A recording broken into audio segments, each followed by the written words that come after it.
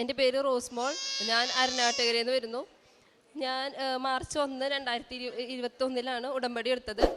എനിക്ക് 4 വർഷമായിട്ട് PCOD ആയിരുന്നു. പീരീഡ്സ് കറക്റ്റായിട്ട് ആവില്ല. അങ്ങനെ ഞാൻ ഡോക്ടർമാരെ മാറി മാറി കണ്ടിരുന്നു. 4 വട്ടം ഞാൻ ഡോക്ടറെ മാറി കണ്ടു. എന്നിട്ടും എനിക്ക് പീരീഡ്സ് ആയിരുന്നില്ല. മരുന്ന് കഴിക്കുമ്പോൾ ആവും, അത് കഴിഞ്ഞാൽ പിന്നെ വരില്ല. അങ്ങനെ വിവാഹം കഴിഞ്ഞിട്ടും പീരീഡ്സും ഒന്നും ആവണില്ല. അത് കഴിഞ്ഞ് ഞാൻ ഇവിടെ വന്ന് ഉടമ്പടി എടുത്തതിന് ശേഷം മാർച്ച് 17 ഞാൻ പ്രഗ്നൻസി ടെസ്റ്റ് ചെയ്തു. അതിന് മുമ്പ് ടെസ്റ്റ് ചെയ്തതൊക്കെ എനിക്ക് നെഗറ്റീവായിരുന്നു. ഞാൻ അങ്ങനെ പ്രത്യേകിച്ച് പ്രാർത്ഥന ഒന്നും ചെല്ലാണ്ടാണ് ടെസ്റ്റ് ചെയ്യാറ്. പക്ഷെ ഉടമ്പടി എടുത്തതിന് ശേഷം ഞാൻ വിശ്വാസ പ്രമാണം ചൊല്ലിയിട്ടാണ് അന്ന് ടെസ്റ്റ് ചെയ്തത്.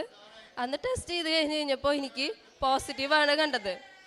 അങ്ങനെ 7ാമത്തെ ആഴ്ച എനിക്ക് ചെറുതായിട്ട് ബ്ലീഡിങ് വന്നു.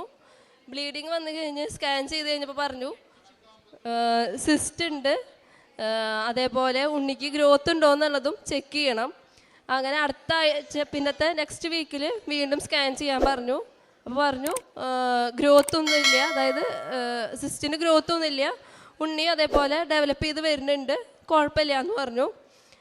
ആ സമയത്തൊക്കെ ഞാൻ ഉടമ്പടി തൈലം വെച്ച് വിശ്വാസപ്രമാണം ചൊല്ലി എൻ്റെ വയറുമേൽ ഞാൻ കുരിശ് വരച്ചിരുന്നു.